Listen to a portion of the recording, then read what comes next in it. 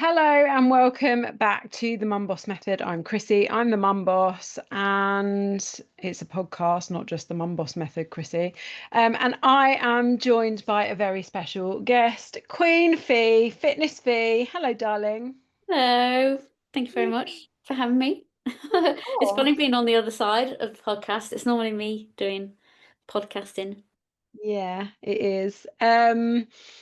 We're gonna caveat the start of this. I'm having a very bad brain fog day, and Fee's exhausted I because am. I'm she. just yawning my head off again. I had a shocking night's sleep. So yeah, I'm middle of the afternoon fatigue now. I've even had a energy drink boost, but that's not kicked in yet. So No, had well, for me it would be illegal caffeine at this time of day. No, that would cause me problems. yeah. Um, Fee, tell us who you are, what you do, a, a bit about you, and then we're going to talk about menopause. We're going to talk about your exciting venture that has got our little group so fired up for you. And yeah, we're just going to shoot the breeze, keep you awake for the next Yes. half an hour. Okay. I am Fee, otherwise known as Fitness Fee, which I have been for probably as long as I can remember. I've been in the fitness industry since my mid-20s, I think it was. Started off at the bottom, aerobics instructor, like found my calling, literally. I was like, oh my God, I'd went to my first aerobics class and I was like, this is what I need to do for the rest of my life. I was like, literally, it was just like a light bulb moment. Um, and I've worked my way up through the fitness industry, obviously seen enormous changes over the decades, never so much as in the last probably 10 years. Um, and I've progressed onto online. Post-COVID, obviously, was like a Yeah. big turning point in the fitness industry. I think things changed massively. And I went online. I went from a position of a fitness manager in a gym to online, which was kind of where I wanted to go anyway, because I was really becoming a lot more interested in the nutritional side of it. Before I was very much just solely fitness based, gym training. But I wanted to explore other things as well. So that was kind of like where it began to snowball for me. And I now have my own business. I have my own clients. I coach them towards their goals. And obviously, as I've aged, I tend to get a lot of ladies that are around about my age that are either approaching perimenopause or already there, or I have even got clients that are well on the other side of menopause as well. Um, and it's just supporting them with their goals and kind of moving away from that old diet culture, I suppose, calories in and calories out sort of thing. Love it. In terms of menopause, when did you realize you were perimenopausal? Well, I didn't, to be honest. I was pretty clueless about it. It wasn't something that was spoken about by my own mum or like any other family members. I didn't really have any other female family members to talk about it. Didn't know when my mum went through it, but looking back now, I can quite clearly see when that time was. Um, my story is a little bit different because I've had breast cancer. So for me, I was always told, and my breast cancer wasn't that long ago in the grand scheme of things. Um, it was obviously it wasn't brought on, so it wasn't surgical menopause that I was going through, which can happen to a lot of women that have breast cancer. But I was always told, obviously, when I was diagnosed with breast cancer, I had to come off the hormone. I was on contraceptive pill, so I had to come off that. And I was always told that I probably would never be allowed to have any kind of hormone treatment because of breast cancer. Um, so I did probably bumble along for probably a good couple of years, looking back on it now. Um, and I suppose I got to a point where I was like, okay, I can't do this anymore. And I started to do my own research of like what my rights were as somebody who'd had breast cancer. And basically I had to fight to get any kind of HRT, Mm. which I did. I don't know, some people may say it's lucky for some, but my breast cancer was what they call triple negative. So it wasn't, there's obviously three hormones that we got.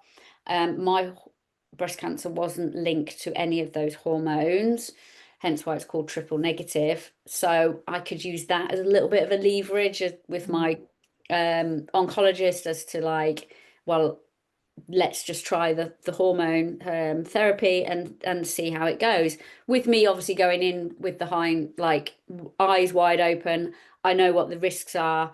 Although there isn't any evidence that there is a greater risk of getting breast cancer being on HRT than there is not being on HRT. I mean, obviously a lot of women will know about the old um study that was out years ago now that kind of like turned all women off from taking HRT. A lot of women stopped taking it because there was a study that went out and said that basically a high percentage of women that took HRT would get breast cancer, and this was deemed to be null and void many years later. But it obviously scared a lot of women. Um, so yeah, I managed to fight for it, but it did take me, I'm not going to lie, it was a couple of years. Um, and I've managed to find a doctor that was willing to have a conversation with my oncologist as well. And they came up with a plan and they agreed that yes, I could try it and see what happens, really. It's amazing that you like that is absolutely advocating for yourself. That Yeah, that's an absolute clear example of how important it is to advocate for yourself. And um my sister-in-law has breast cancer and she can't take, she's now in surgical menopause and she can't take HRT. But so it's something that I have talked about on my podcast before, and have also helped her to do research around it as well. But one of the things that I always say to people is do your research, ask questions, and advocate for yourself, because I don't know about you, Fee, but the amount of women that I talk to that say, I went to my doctors and they said, I'm too young. I'm too young. I can't, not even about any risks. I'm too young. And that's the blanket approach. I'm too young. Can't do it. yeah, yeah. And I mean, I talk to like many women that are possibly perimenopause, and I that's one of the biggest things that I say to them is like, go do your research, go and find somebody if you can that knows actually what they're talking about. And I'm not talking about your bog stand doctor in your GP surgery, but if you can go and see somebody that is a hormone specialist, a woman's like health specialist who specializes in menopause, perimenopause, and go and advocate for yourself. I mean, they've even changed the nice guidelines now that state that a woman showing symptoms is allowed to have and try HRT as a first line of treatment without any blood tests, which doesn't even give you a defined answer because there isn't a blood test unless you are early menopause and it could possibly be hereditary, or you are post menopause. Your hormones fluctuate all the time. Yeah. And that blood test is only valid for that exact millisecond that Second. it's actually taken. And your levels could be absolutely fine. I mean, we know we're like neck deep in perimenopause. And you know that one day you can be like, dancing on the kitchen table to the next day, literally like, you know, crawling around on your hands and knees like the world is against you. So you just don't know what your hormones are doing one day to the next. No. And so many, again, so many, I'm so pleased you talked about the nice guidelines, because so many women that I talk to, when I say, go, here's the nice guidelines, take them to your doctor, they don't even understand what that is. Yeah. It's so, so important. And again, just to reiterate, a blood test, unless you are postmenopausal or early menopause, perimenopause, which was the problem that I faced. I was early perimenopause. No one ever took me seriously, and I probably started my treatment about 5 years later than I should have done. Um, so yeah, I'm really pleased that you mentioned that.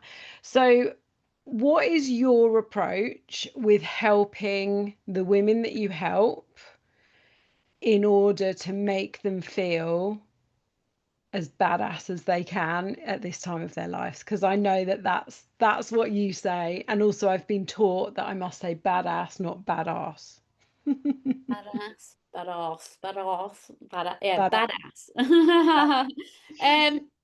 I just want women to really empower themselves in this chapter of our lives because of like the majority of women that I speak to. And when I say majority of women, I am talking like 99.9% of women that I talk to on a daily basis come to me from the diet culture background. It's something that some of them have been in since they were like 11, 12, 13, 14. Their mums were dragging them to diet clubs, and it's what they've only ever known. So they start navigating this chapter of their lives still in the same mindset, still in the main mentality that I need to be X size, I need to be X weight.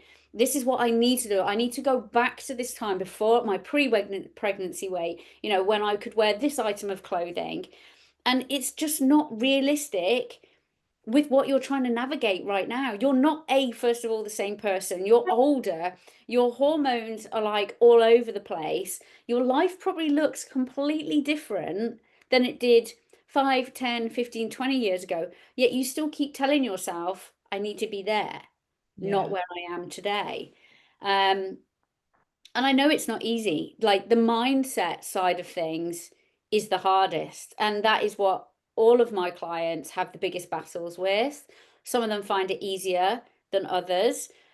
But for some of them, it's a really big struggle because they're still in that mindset of like, I need to be on a diet to get to where I am. Like when I'm exercise, then I'm going to be happy.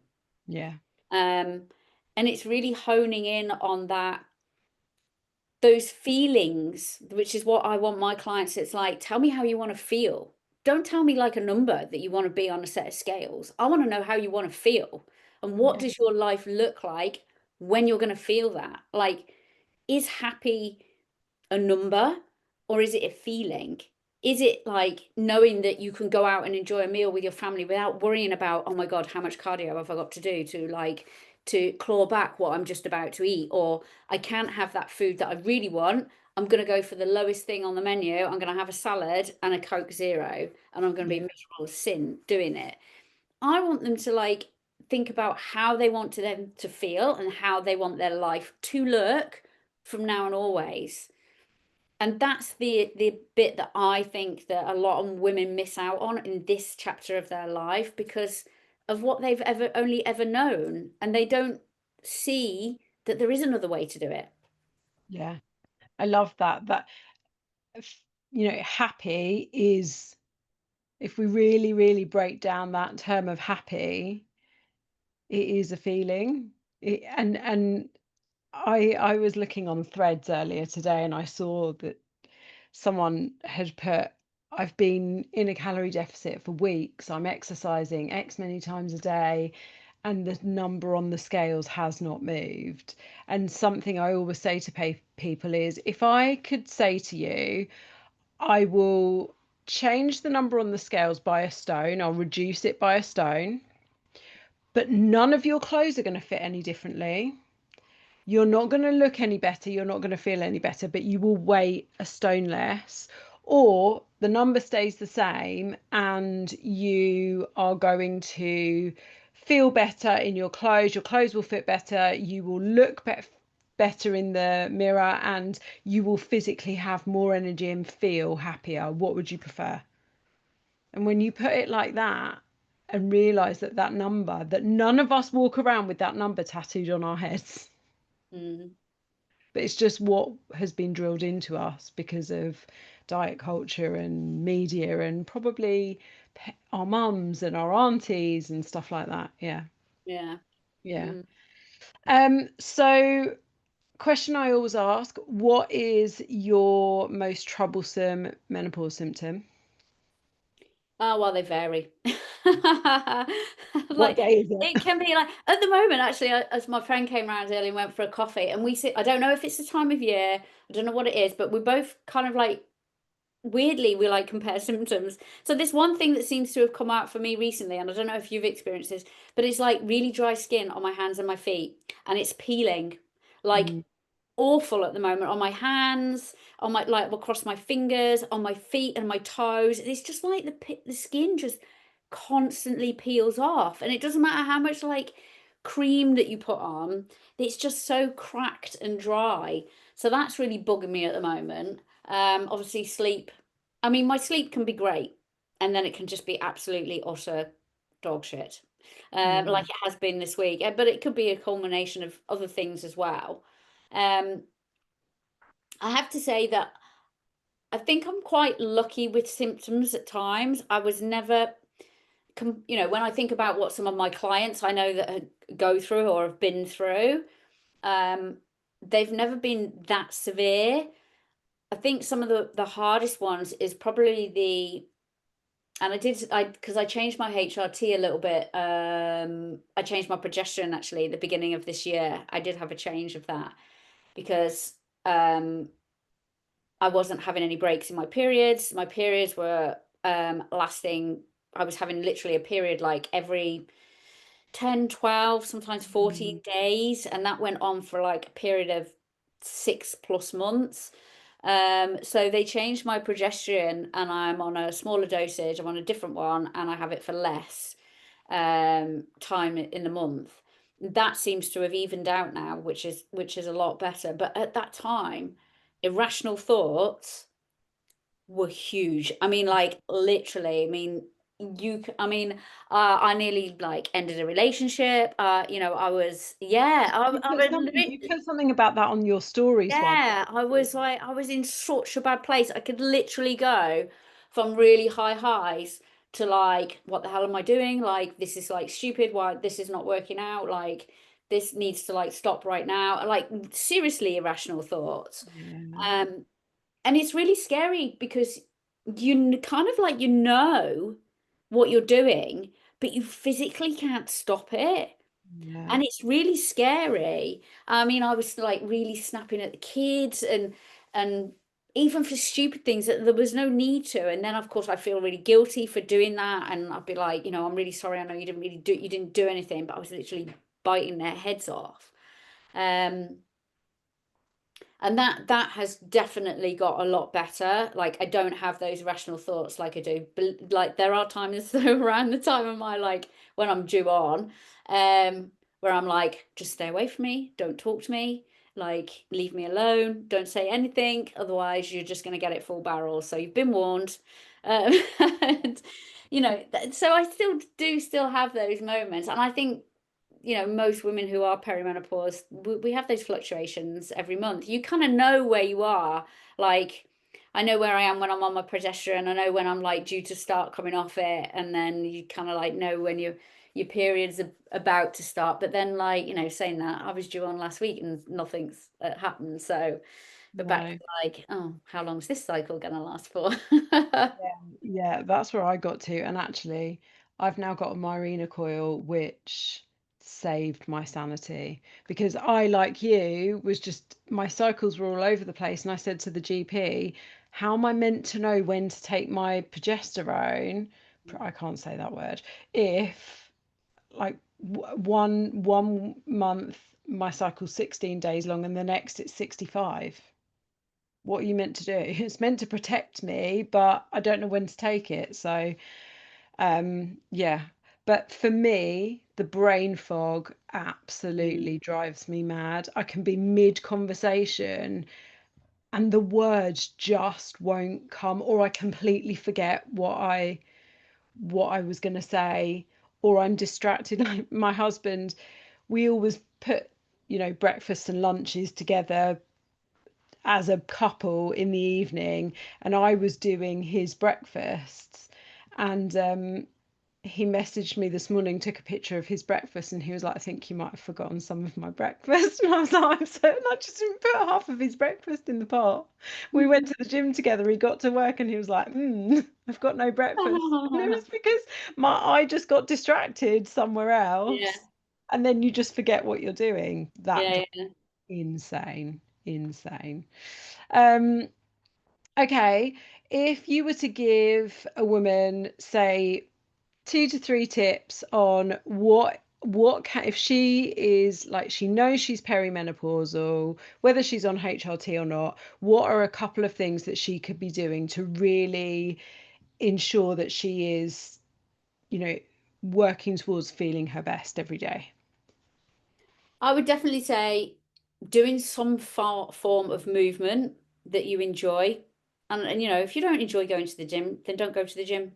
Like this is another thing that I advocate for women who are going through perimenopause, menopause, um, you know, joint and bone ache. I did have that. That was a big symptom for me before I went on HRT. Mm. Um, I still get it occasionally, but it's not as bad.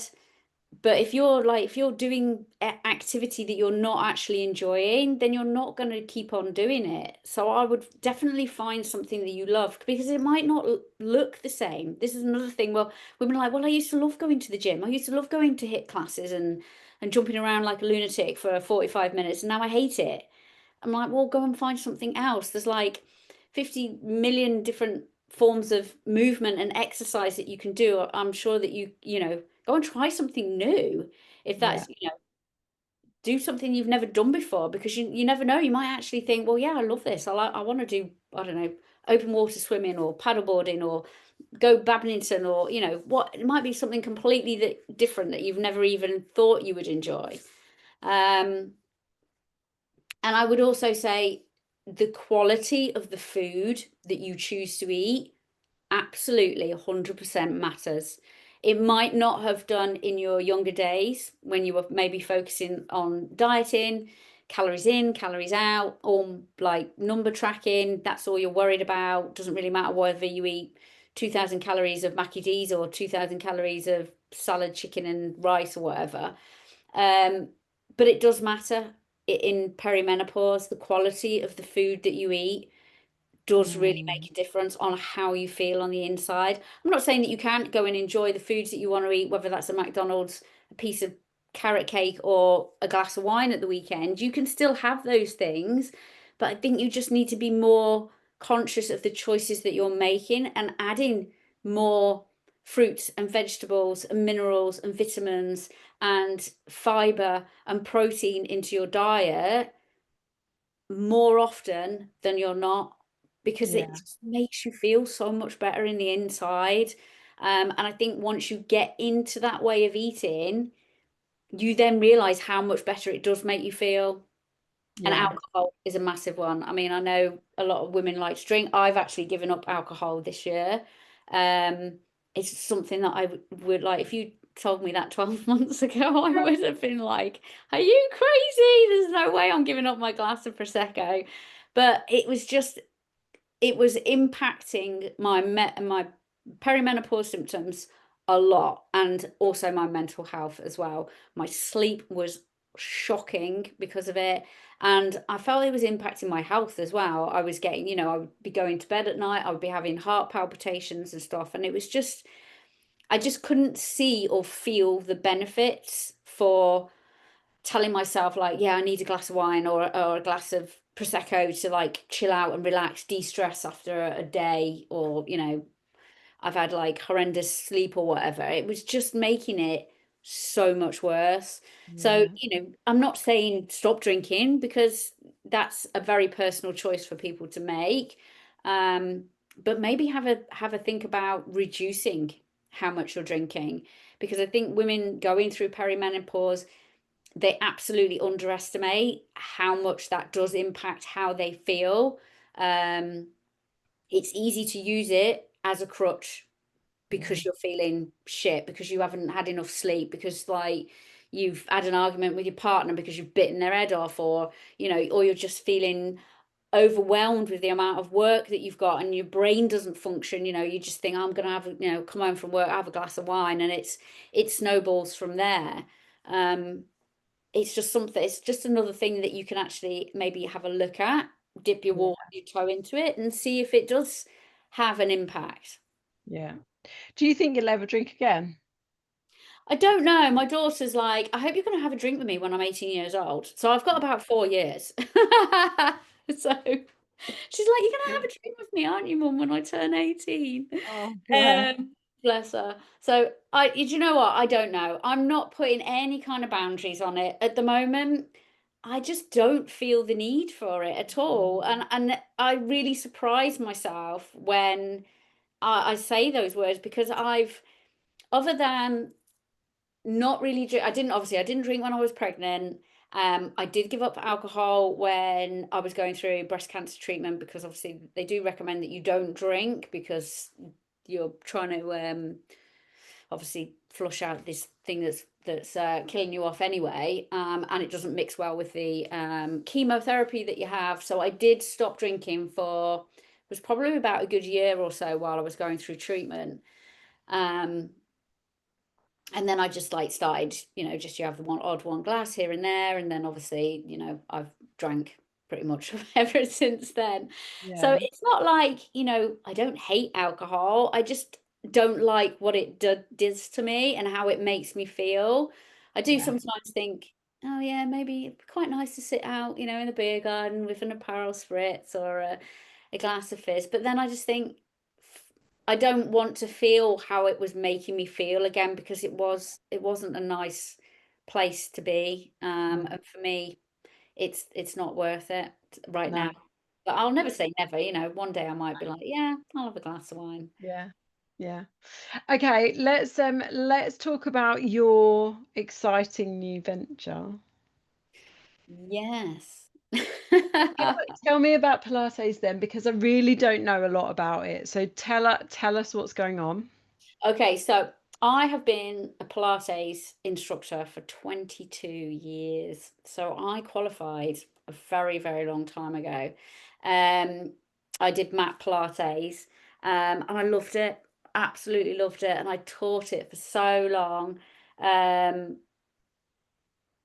I taught it in different gyms. I used to have a lot of one-to-one clients. So I taught it when I lived in Saudi Arabia.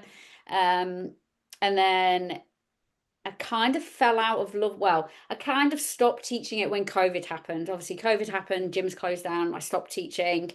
Um, and I think with COVID, and I was just, I was obviously going in a different direction. I stopped teaching one-to-one classes. I stopped working in a gym. And I just kind of like fell out of touch with it. Um, and I really missed that. It's one of those things I was thinking, yeah, I must get back into doing that. I suppose my goals were slightly different. I was training a lot harder in the gym. I didn't really have, or I wasn't making time for it. But in the last few years, it's definitely been something that I'd be like, I want to do it because I knew how good it made me feel. I know that my core was so much stronger when I was doing it on a regular basis. Um, and I was like, yeah, like I'm just going to get back into it. And obviously, reformer classes, which is with the reformer big piece of kit that most people may not seen. It's like a carriage with straps and Yeah, um, has really like started kicking off in the UK. I think the UK seems to be a little bit behind in reformer world land. Um, it's a lot bigger and has been for longer in other parts of the world, especially in America. yeah, Um, but it's really like boomed in the last probably 3, 4, 5 years, maybe in the UK, especially in the last couple of years. mm, Um, so yeah, I suppose for me, I'm 52 this year, and it was something I always talked about. Oh yeah, that's my dream. I'm going to do that one day. One day I'm going to do that. Yeah, I'm going to open a studio. Like, it's something I've always talked about opening a studio of my own in some format. Um, And then I just got to the point where I was like, do you know what? If other people can do it, am I allowed to swear? yeah, I was like, why the fuck can't I? Like, I have got decades worth of experience of not only working in the fitness industry, but as a Pilates instructor, teaching. I have taught people from all walks of life for 25 years. I was thinking, if like like no disrespectful to to the younger generations, but if 21 and 23 and 25-year-olds can like pop up businesses all over the place, I was like, I can definitely do it. And it Yeah. was just a case of like, I can keep on saying, this is my dream, or I can actually start taking action on it. And I was like, yeah, I'm going to do it. Yeah. There were no more reasons not to. No, well, I knew that if I didn't, it would be what the like the biggest regret of my life. Yeah. So you've got the studio. When's it opening? What's it called? Where is it? Well, ironically, it's called Studio 52. Really like original there because it was like this is my 52nd year on the planet. Um, And yeah, I have got the studio. I haven't officially got the keys yet. We're still going through like all the legal rigmarole with the lawyers, etc. I am hoping to open it in mid-September. It's going to be in my local town. Um, it's going to be, I want it to be very elite, boutique, a really good community feel. And I want, excuse me, everybody to know that women and men, if they want to, but I would imagine it's predominantly women, that all shapes and sizes and age are welcome. You know, this is, I know there's a lot of this trend at the moment of the Pilates princess that's doing the rounds. And, you know, I love that for them. And that's great if that's what they want to do. And it's great that they enjoy that as that kind of movement. But it also feels very like exclusive just for them, and that, you know, women of other shapes and sizes and ages aren't included in that. Um, you know, we can be like Pilates badasses. It doesn't matter what age we are. And even if you've never tried it before, I want you to come along and try it. And it might be the one thing that you're missing. You might not be loving the gym, or you might want something to complement the gym. I mean, I do both. There's Yeah. also this big thing of like, yeah, you can do Pilates reformer. It's like you can do that instead of strength training. Actually, you don't want to do that. You ideally you want to do both because they Yeah. both have their own benefits. So it's not like one is better than the other. Strength training is great, but like I say to all my clients, if you don't actually enjoy doing it and going to the gym, then you need to find another form of using some kind of resistance for your body. Yeah. Um, so yeah, that's the ethos, that's the vibe that I want it to be, that everybody feels comfortable, that it becomes a community thing. And I just love teaching, to be honest. You know, I did my exam for it, and because I haven't taught face to face for quite a while, you kind of get out of the loop of it. And but when I was doing it, I was like, oh my God, this is exactly why I I said I was going to do this for the rest of my life for the first time that I did Yeah. an aerobics class. I mean, I can remember when I was in my, well, it would have been probably my late 20s. I can remember saying to somebody, I am still going to be teaching classes when I'm in my 60s and my 70s. Yeah. Yeah. Why not? Yeah, Yeah. absolutely. I love it. I can't wait till you open and I come and Come try along. for the first time ever. Maybe I need to do some practice sessions first. It'll be fine. It's open for everybody. Beginners, somebody who's never done it before. Yeah, it's going to be amazing. It's so exciting. So proud of you. Yeah, it's cool. It's Thanks good. for your time. Did you know you didn't yawn? That was because I was talking too much. You weren't talking too much. That's the point of Oh, a I've got yawning now you said that. I've loved chatting to you. Thank you. Thank you so much for giving up your time to talk to me. You're welcome. And what you're doing this weekend? Anything exciting? Well, I get my babies back tomorrow because they've been away for a week with their dad. So Mm, I get to see them tomorrow. So I no. can wait for that. Not a lot really. I've got to start thinking about packing to go away for holiday, which I've done absolutely nothing about that whatsoever. So that is my mission for the next like 7 days. Where are you going? We're going into Europe in the camper van. France, Switzerland, hopefully. Depends on the weather. It's not looking the best at the moment, but northern Italy. Nice. Love that. So yeah, Love that. adventure. Enjoy. Okay, my darling. Well, thank you for your time. Have a gorgeous weekend. Oh, And thank I'll you make very sure all much. your details are in the show notes so everyone can come give you a follow. Cool, awesome. All right, thank you. Later. Bye. Bye.